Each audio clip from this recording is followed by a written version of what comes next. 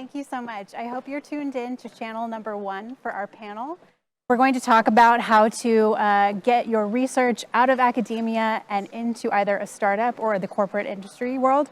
I'd like to start by just briefly introducing myself. My name is Kelly Becker, Assistant Director with MIT REAP. It's a global program within the Sloan School where we work with regions around the world to accelerate their innovation-driven ecosystem. Now I'd like to turn it over to the panelists to introduce themselves. If I could please start with Brian. Thank you. My name is Brian Anthony. I'm the Associate Director of MIT Nano and the Director of Technical Operations for the Center for Clinical and Translational Research. Cool. Hi, I'm Anjali Sastry. I also am from MIT. I teach at the Sloan School of Management, and I've taught entrepreneurship and related topics since I joined in 2001. And I also sit at the Open Learning, which I'll talk more about tomorrow. Hello, my name is Luisa Alemany. I'm the Director of the Institute of Entrepreneurship and Private Capital at London Business School. I'm also a professor there, and I teach entrepreneurial finance, or how to get funding for your venture, and so also a very experiential course called Innovation to Market, where we actually bring this research from academia to market. I am George Nounesis. I am Greek, and I'm an experimental physicist. As a researcher, I spent 8 very productive years at MIT, a long time ago. But the last few years, I am the director of 𝐿𝐿. This is the National Center for Scientific Research of Greece, one of the largest public interdisciplinary research centers of this country. And we carry out research work ranging all the way from cellular and structural biology to digital manufacturing and robotics. Thank you all. It's great to have you all with us today for this conversation. I'd like to start with the first question being open to you all to tell us a bit more about your backgrounds. You know, we just learned your title, kind of what your current role is, but tell us more about your background and your path to this intersection between academia and venture. So, floor is open. Of course, yes. Reverse order. I think I said I'm a physicist. I'm an experimental physicist. My work was focused on soft condensed matter, things like liquid crystals and polymers, but I also did a lot of work with biomolecules, proteins, and biological membranes. So that gave me the opportunity to interact with people coming from very different disciplines, very different backgrounds, geneticists, biologists, chemists, chemical engineers. And when I decided to step up, to leave the lab behind and become the director of 𝐿𝐿, that was very helpful, actually, because, as I said, it's an interdisciplinary place. So I was already prepared to talk to people that were coming with from very different backgrounds. We've spent a lot of time recently, especially working on the topic we're going to be discussing quite a lot, technology transfer and supporting entrepreneurship coming out of research laboratories. But I left research behind 5 years ago. Okay, maybe I can take it. So in my case, I was just having a normal, typical career. I was working for Procter & Gamble, and then I moved into consulting. I went to work for McKinsey. I was in telecommunications a long time ago when telecommunication was actually tech. And then I did my MBA, and I went to Stanford. And there is where I basically got interested in entrepreneurship. I tried to start a couple of companies, and one of them was with 2 students from the medical school and one from computer science. And we didn't manage to be successful, but that experience really was very interesting to me to see how the power of the science and the research can be brought together with business. And then when I graduated from my MBA, as I didn't succeed as an entrepreneur, I became a venture capitalist. And I was doing investments for some time, then decided to do a PhD. And when I started doing my PhD, I started teaching. And I have so much fun teaching that I never came back to the normal job, let's say, but I've been very involved with entrepreneurs and researchers. First in Barcelona. I'm from Madrid, but okay, Barcelona is a very nice city. Nobody's perfect. And I went to Barcelona to 𝐸𝐴DE Business School, where I was also running there the Entrepreneurship Institute. And then at some point, I took sabbatical. Professors, we take sabbaticals every now and then for 3 months. Went to Oxford, and that was 4 years ago. In the middle, I got a job offer from London Business School, and I never came back. So, and I've been doing, trying to, bridge, the academia with technology centers from the UK with London Business School. I'll stop there because I can talk for hours. Cool. So I too had a fairly traditional academic path at the beginning, and I'm trained originally as a physicist at MIT too.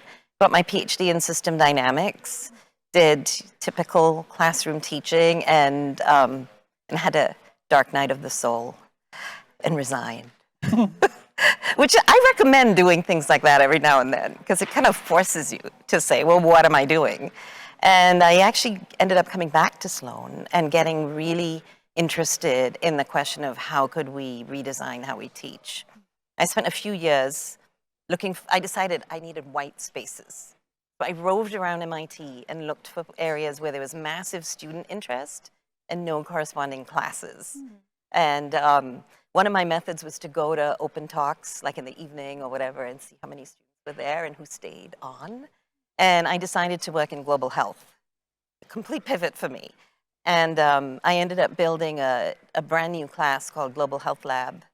And I've done about 100 frontline projects with MIT students, mostly in sub-Saharan Africa and South Asia, where we problem solve real time. And part of what I've done there is work directly with startups as well. And over time that led to, and other courses developed from that led to students finding me all the time to kind of pitch their ideas and have me help them. And that got me really, really interested in how we take an idea that might originate in a class or in a lab and bring it to the world and follow it up. So I'm looking forward to talking more about that. Very good. So my path is a little bit unusual. I started out, I've always gone back and forth between academia and industry or government research. As an undergraduate at Carnegie Mellon, I would leave for semesters at a time and work at Los Alamos National Labs, working on technologies to characterize what's in shells for national defense reasons. At MIT, for my master's, I started my first company, a consulting company, simultaneous with doing my master's. And my master's thesis was actually based around something that I was doing partially as a consulting activity. And then for my PhD, started my second company and funded my PhD in a very unusual way, creating a technology in a company that specialized in high-speed video. So cameras that acquire imagery up to 200,000, 300,000 frames per second, going after manufacturing environments, R&D environments, broadcast television. So there's many Nobel Prizes at MIT. There are 2 Emmys. I have one of them for broadcast television and the PGA Tour. And then, a lot of my research has always straddled between now, coming back to MIT for about 15 years now. It's very much, most of my research is funded by industry. A lot of the translational work I do is not only looking at how we get companies out, but how do we help companies that are already existing and having collaborative relationships with existing companies as well. So look forward to talking more about that. Excellent. Well, if you're with us on Channel 1, which I hope you are, I want to encourage you to submit questions, and we'll be getting to those at the end of this panel. But first, I'd like to go back to you, Brian, to tell us about some of your research, whether it's your personal research or maybe some sponsored research, and how you've gotten that from the lab out into venture or into the corporate world. Mm-hmm. Yeah, there's no single way to do it. The pathway to do that is varied. We started, as an example, a center at MIT called the Medical Electronics Device Realization Center, with the recognition that there was an opportunity to leverage MIT's strong history and collaborations with the semiconductor industry, where they've revolutionized watches, personal computers, personal communication. And now we're seeing it finally, but sort of a decade ago, 15 years ago, it wasn't so clear what the semiconductor industry should do in medical, in wearable, for fitness or for health.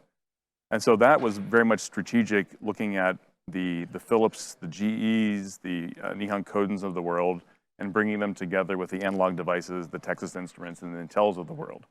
The nature of medical devices, it's far more varied and diverse than personal computers or cell phones. But it was an opportunity to bring together the entities of the corporate world, but also the vibrant ecosystem of healthcare in Boston. So to be in the medical space, at least, bringing together the clinical perspective, the need, the companies that know the semiconductor side of things, and the companies that know the medical device and the regulatory aspect. So we're very strategic in devising research programs that allowed us to have commercial pathways into large and existing companies. And at the same time, small companies, there's a company that we recently started, this is in stealth mode at the moment, developing some things that came out of my lab in integrated photonics, doing completely non-contact laser ultrasound imaging, where you can, instead of taking an ultrasound probe and putting it in touch with the body, you can use light to induce sound in the body and then to detect sound in the body. And so there's a company working to sort of translate that out into the world. It seems like all the panelists are great at bringing different networks or groups of people together, and especially great communicators and how you can interact with each other. I want to go to George next to give us an example throughout your career of how you set up a research project early on to get it ready to be commercialized. Well, let me just tell you a few things about my experience taking over Democritus a few years ago. You heard Minister Dimas this morning describing the progress that's been made in tech transfer and all the startup community and the startup ecosystem of Greece the last few years. So when I took over Democritus, it was not only technology transfer that had to be established and putting down procedures, regulations, concepts about how you take from invention disclosure all the way to creating a spin-off. We also had to exercise our nuclear ghosts. In a sense, we were founded in the 60s as a nuclear center, and we had to move on to new technologies. So we had to set up infrastructure and attract teams in artificial intelligence, in robotics, doing a lot of work there, energy, hydrogen. We are right now quite strong pioneers with big research and innovation results in hydrogen. And very recently, we are very proud to announce that we founded the first institute of Greece for quantum computing and quantum technologies. Wow. At the same time, a very important collaboration with MIT, the Center for Bits and Atoms, that establishes in Greece the very first infrastructure for autonomous digital manufacturing, basically making everything from biological systems all the way to things in metals and plastics, 3D printers printing everything. So in Greece, it was essential to embrace new technologies and attract talent, diffuse the culture to the organization that technology transfer and innovation is good, and it's going to work for all of us. It's going to work for the economy of this country. Thank God people responded to that. And then you have to set up regulations, be clear about ownership of IP and invite people. You don't know how to do everything yourself. We have to invite people from the business schools that we start interacting, make alliances. A very recent alliance, Science Agora, creates a lot of substance now between Democritus, the National Technical University of Athens, which is the largest engineering school of Greece, the Athens University of Economics and Business, research centers in digital technologies. So all these hopefully work in getting things from the lab to the market. And we see that happening. We see the first spin-offs being created. We see the startups being created. And if I take one more minute, the other thing, because as a very unique campus also in Greece, in Athens, the other thing we managed to do was to open the gates of the campus to startups. And this actually created a big transformation, because these guys are very dynamic, very producive, and they made us transform. So we do have entrepreneurial acceleration in deep tech at Democritus as well. Congratulations on making that not only industry changes, but also cultural change within your organization. I'd like to go into Louisa. Tell us about some of the advantages about being part of an academic institution when you're ready to commercialize a technology. Sure. Well, in our case, we are a business school. So we are not even a university, we are just business school. And when I was in the other business school in Barcelona, it was the same. I was always jealous of the MITs of this world. They have everything, the business school, and the other schools are around. But for us, I mean, it was kind of a challenge, but at the same time, I thought this is a great opportunity because then we can partner with everyone. We can be dating everyone here and there. You know, we are open. We don't have to be always with our own university.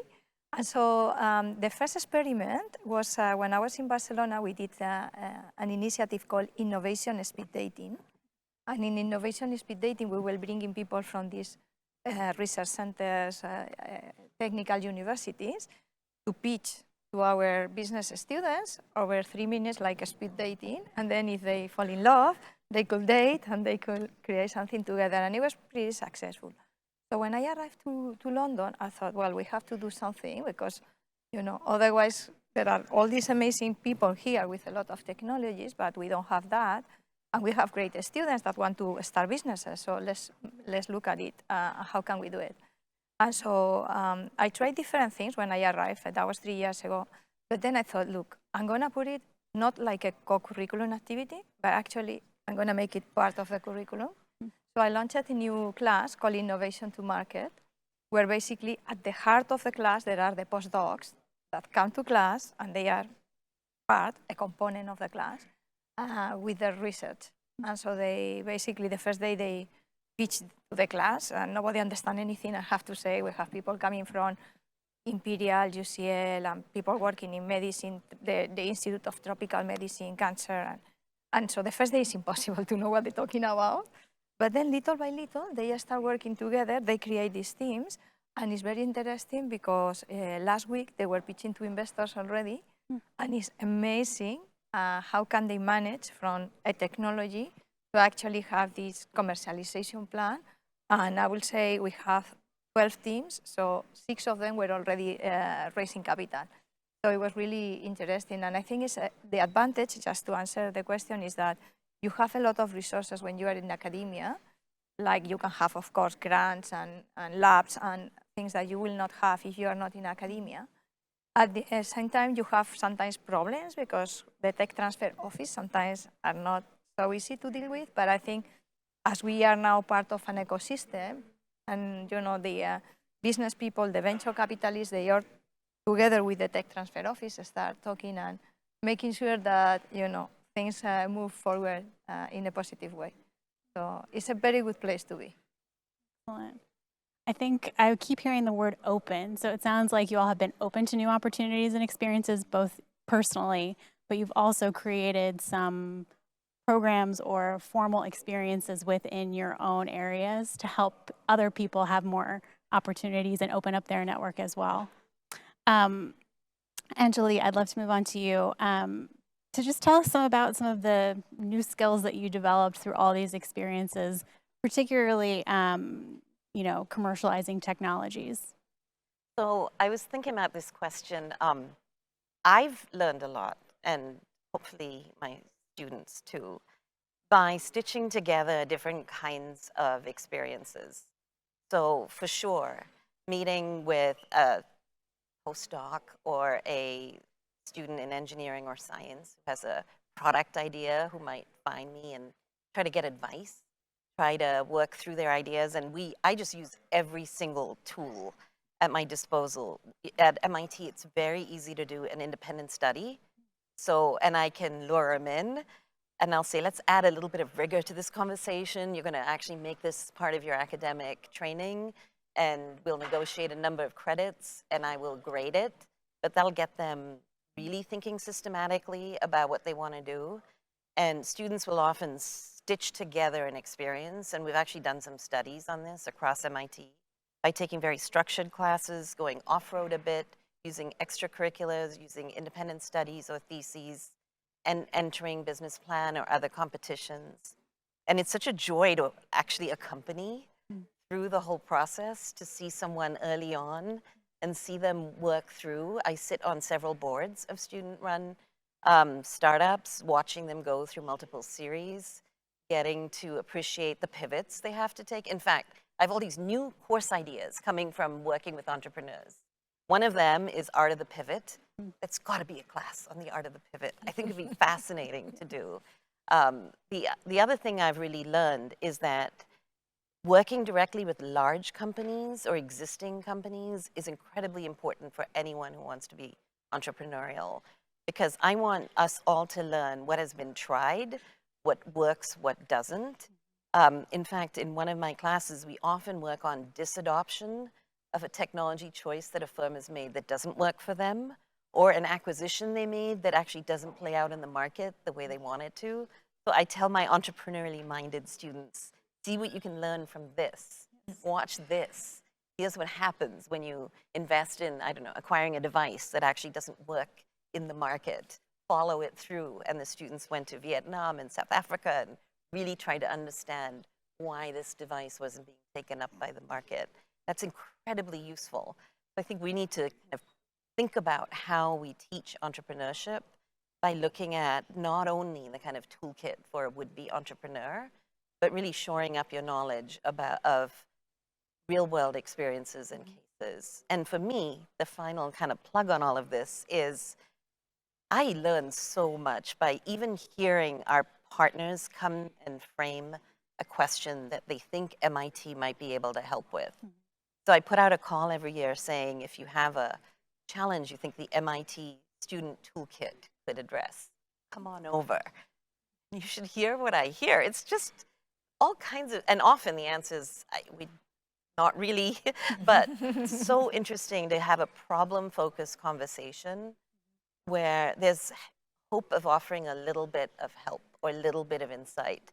And I'm really careful not to overpromise, but then being able to go and visit, sit in the company or in the clinic or in the nonprofit and or the government office, watch what's happening and help students talk to the partner, stitch it all together. It's a fascinating learning experience. And I think we're underplaying the value of real-world learning for faculty to spur their own research.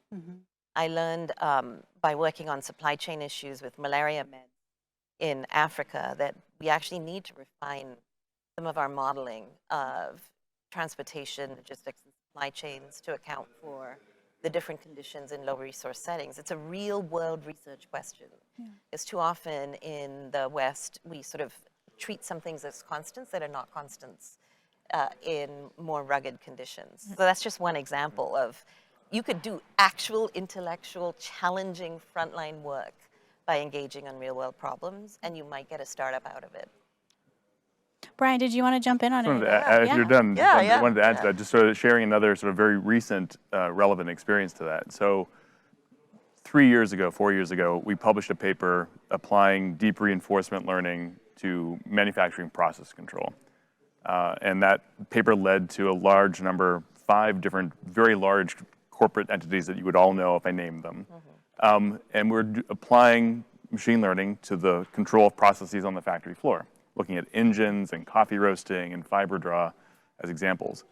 One of the big challenges that came out of, well, okay, we're successful in the research, but what they've realized as collaborators is they don't have the internal staff to take on the technology. And we can deploy it, but they don't have the people to deploy it. So that's led then, well, would your students that are working on this want to start a company?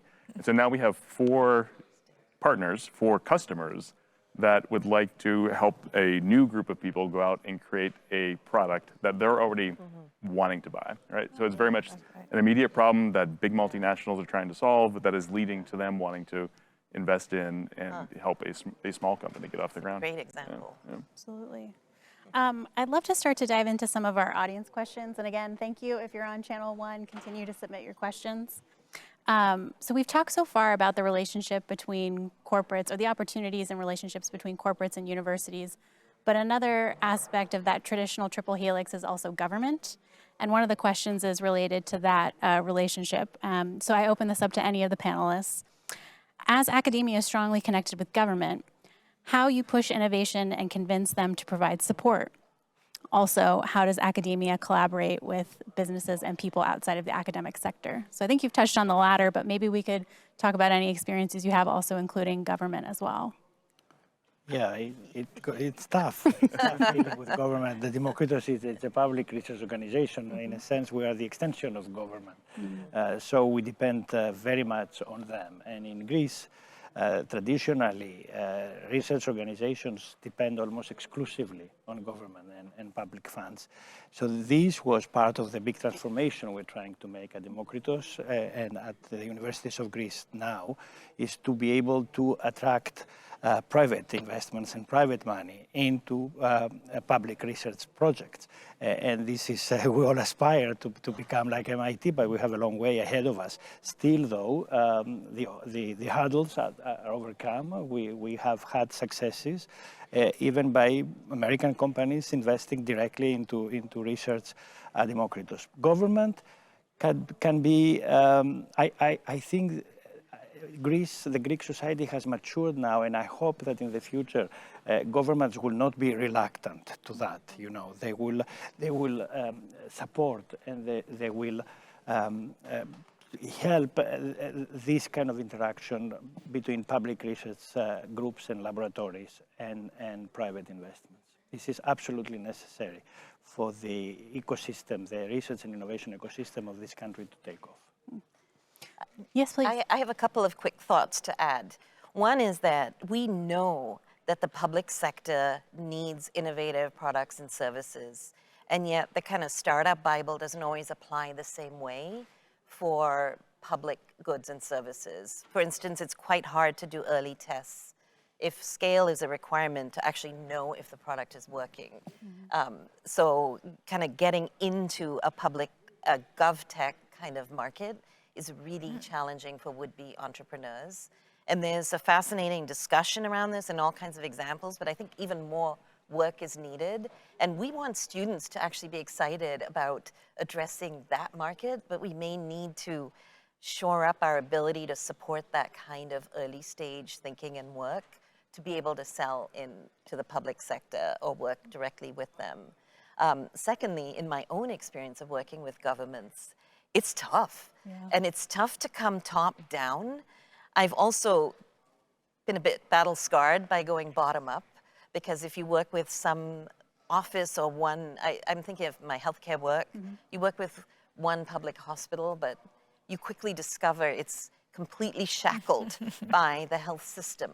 But every now and then we find an amazing person who we can pioneer something with, and then she can go and bring it up several levels and start to run training for other doctors. And then a new startup forms that's taking some of those ideas and actually making it a product. So that actually happened in some of our projects, but that was lucky. I've had a very mixed record, I would say, in trying to do bottom-up innovation through public sector organizations. That's very separate from the kind of work you're talking about, which is research and policy and kind of large institutions. Indicative of the things I'm changing, I'm sorry, just to add, because if now we are opening up to defense and technologies for dual use. That's something very new for the Greek academic research community.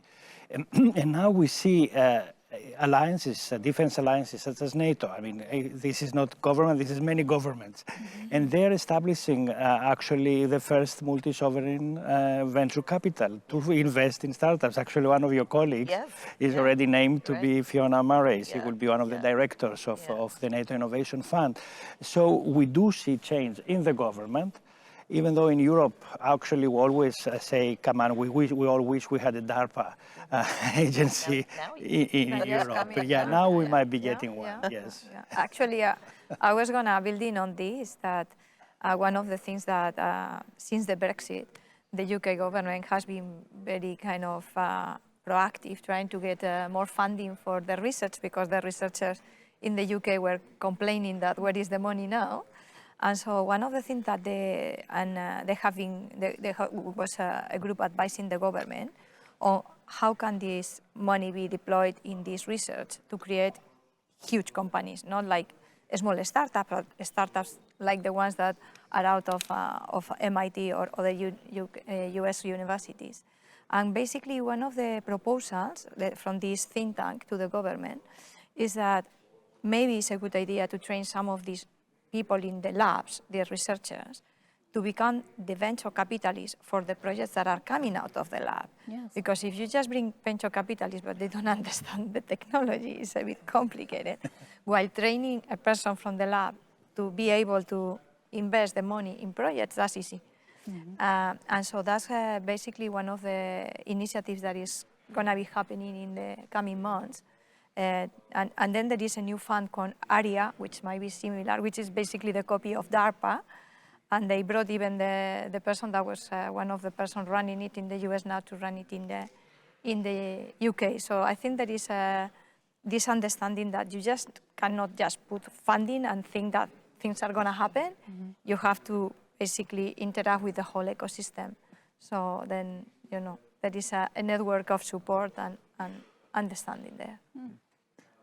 So Brian, just another, so leaning in on this. So I guess a question first. Within Greece, do you have something that's analogous to the SBIR, STTR funding mechanism, which is Small Business Innovation Research Grants? Yes, there is. There are such, especially the last few years, they've been much more generous. Still, they require, you know, kind of collaborations between the academia and the small. So that's been a very successful way to get. It is successful. It's just taking, you know, it's steps towards better and better things. Although, in what you were saying before, this whole acceleration of entrepreneurship in deep tech, it is indeed very challenging to go all the way from the invention to the discovery, the new science, to get all the way to matching a startup with a big client or a big investor. I think if you see that end to end, it's really something all the ecosystems need. Has to work together, yeah. Yeah. And then structurally, I think, at least at MIT, is, you know, you can think about the undergraduate population getting sort of a base experience and a base education and sort of being very entrepreneurial in nature. And then we think about the longer research activities that we do at the graduate level. For graduate level theses, whether it be a master's or a PhD, at least in the MIT ecosystem, it's sometimes hard to do a short project, something short with a targeted deliverable or sort of target activity of the company, and a date. So one of the things that I think has been actually in a small way quite successful in mechanical engineering at MIT is we have a one-year professional degree program where the students don't do a thesis, they do a group project.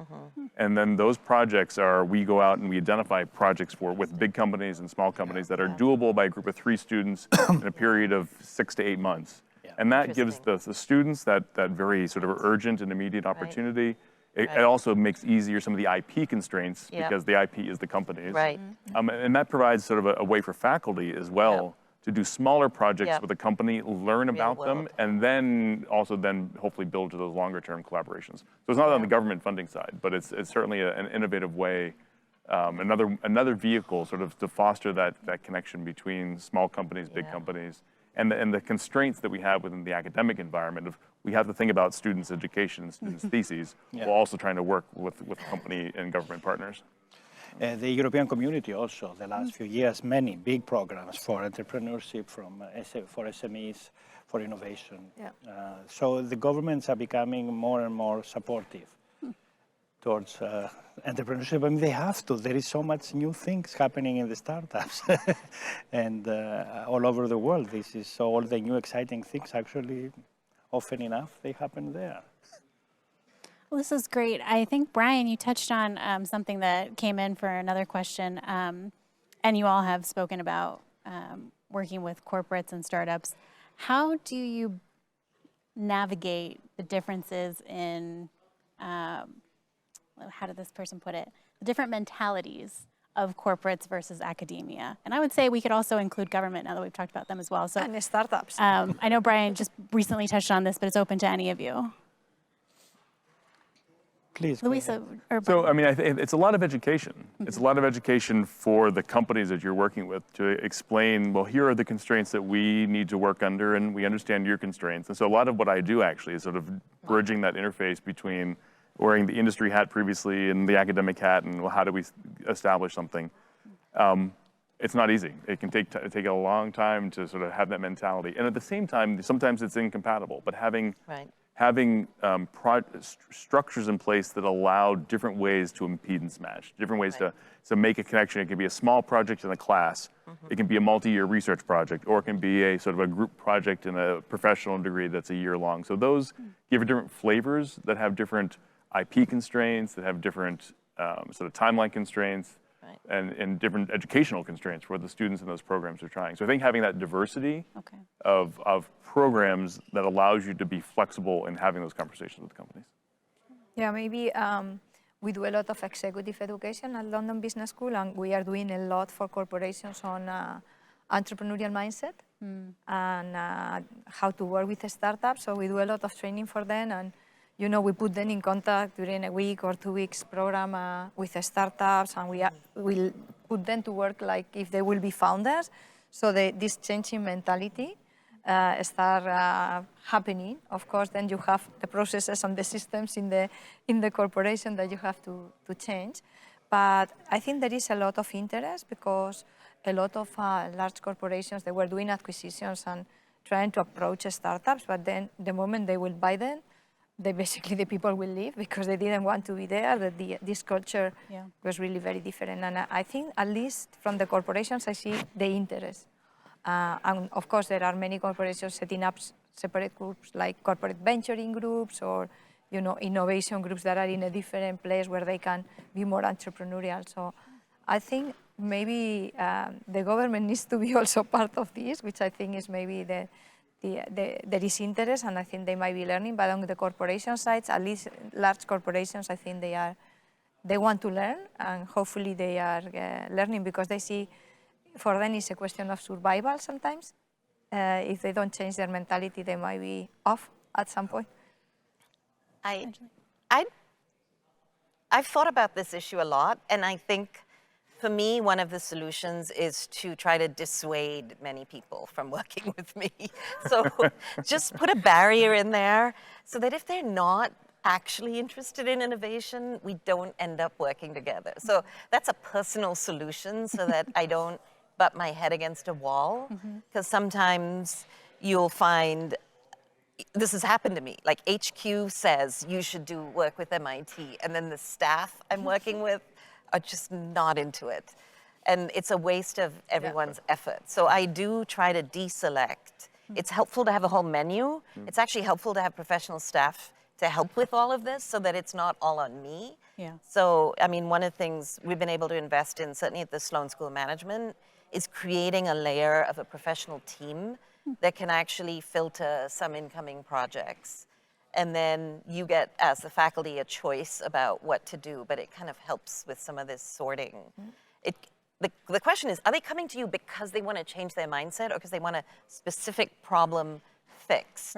And it could be that they're working on a specific challenge, and then en route, that's a mindset change. But that's a lot to put on one's shoulders for a tech innovation project. But it's a fascinating topic. How do you get there? How do you manage that journey? And just to add, related to that, it's actually been interesting. Over the last 3 years, two to 3 years, Maria Zuber, our Vice President for Research, has completely restructured our contracts office. And it used to be, up until very recently, that the people that managed our contract negotiations at MIT were mainly thinking about through the guise of government research and the constraints and the operational mechanisms for government reporting and government IP. And now recently, we have 2 offices, one that can handle the government grants and one that can handle and be a little bit more nimble in meeting some of the contractual needs for companies, both small and big. So even, we're still evolving and learning the right way to do it. Yeah, but that is ideal, actually. Yeah, we are novice and we try to do everything at the same time, and staff and personnel, with the education and the training to do that are hard to find. So this is why it's good in Greece to pull our resources together, universities and research centers, and take best advantage. That's your raison d'etre. We have some great guys for IP and coming from legal and from investments. We have to build on them. Great. This might be one of our final questions because I think that maybe all the panelists might have something to say on this. This question is, usually when we hear about innovation in academia, the discussion is mainly focused on disciplines like physics, computer science. Do you think there's potential for innovation in social sciences, for example, political science, international relations? And how can it be connected to the entrepreneurship world? I mean, I can mention in the topic of AI. There is a lot now going on the ethics of AI, which might not be exactly the same, but of course this is social science, and what will be the effect, and this is something that we are now seeing even in the press, like what will be the effect of all these new technologies on the future and the way we evolve, and how do we treat robots, because if the robot has feelings, now what do? You know, you can make a robot cry, and anyway, so I think that could be one of the areas where I see this collaboration happening. I think there's massive scope for process innovation everywhere, but it certainly includes all of, you know, the sort of non-techie stuff. Yeah. Everything from education to democracy to, you know, rights, all really will benefit. We know this from improving the quality of information, the flow of information, transparency, and we see, I think, massive opportunities to use different kind of vehicles, and they could be tech vehicles, but they could be social as well. We have learning from working in places like Bangladesh about how very small, local, rights-based organizations can become nuclei for getting basic information in and out of the government that really helps people to have better lives. For instance, registering births, deaths, and marriages is often not done, and then it makes a huge difference in your life if you haven't done it properly. Right. Getting that right means knowing the community. Knowing the community then gives you an asset that you can use to then deliver new ideas and services.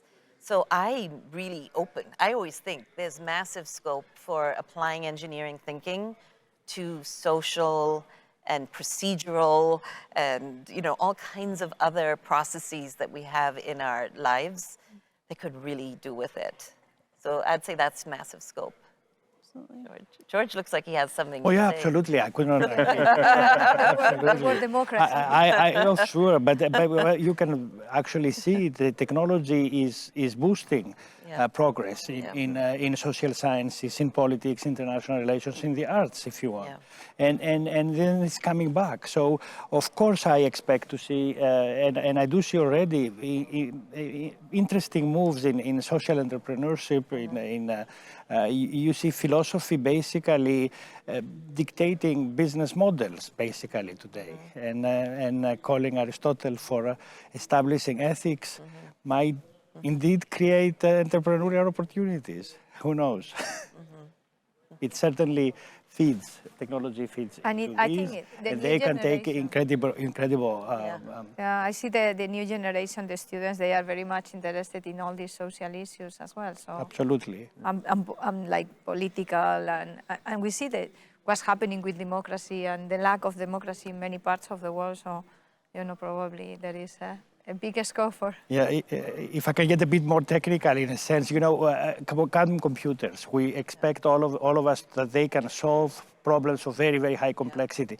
I mean, social problems, problems in sociology are problems of very, very high complexity, and now they're going to be having the social scientists incredible tools to solve them and approach them. But as someone who teaches business models, I also think a lot about how you implement requires, we're going to need to innovate in that front too. And I think B-School curricula and examples need to step up to this, because we need to find new ways to take these new tools and these deep, complex challenges and find new ways to deliver them. Not everything is going to be an app. Not everything's going to follow a known business case necessarily that we read about in published cases. So I'm also, in another course I teach, always on the hunt for outlier companies or startups that might offer a different way to think about solving big problems. Whether it's, I mean, we spend a lot of time debating microwork, which is the intersection of tech and lots of things, including digital exploitation, yes, no, maybe. You know, great, these are such rich topics to bring into a classroom and kind of unpack and have people think about it and debate, and then they'll write after class. So it's great for our future entrepreneurs to also get into these ethical, social, other challenges. Just adding that, it's not always clear that, at least historically, that engineers or entrepreneurs sort of think deeply about the social implications of the technology that they're trying to create, and both the goods and the bads. And there isn't a technology that doesn't have both. And so I think folding that into that thinking, whether it be sort of a social oriented company or the social implications of the technology, I think is an important piece now that I think is finally getting its day. It's hard for those of us who aren't trained in those domains to speak about them. So maybe that's one of the things us academics have to take on, is being more comfortable raising some of those issues. What advice would you give for the students that interact with like a class like yours, and hear these amazing topics and want to partner with professors on research? I think it really varies by place. How do you do it? I mean, we just try to do a lot of networking.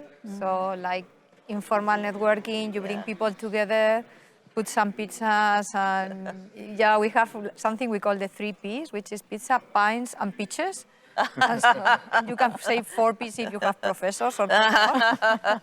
And it's just try to, see if people connect, and then, try to, I believe a lot in the power of networks and connecting the different dots and people with different skills, abilities, and personalities. And I think it's attending a lot of these events. I remember one entrepreneur was saying that he moved to New York and he didn't know anybody, and he does a lot of sport, but he said, look, but I have to go out every day and drink beer because it's the only way. And then he managed to have a very deep network, and actually he graduated from MIT as well. Wow.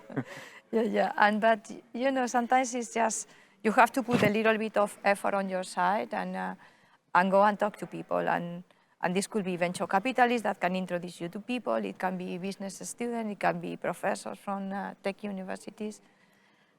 I would advise students not to replicate in their heads the silos that academia sometimes has baked in.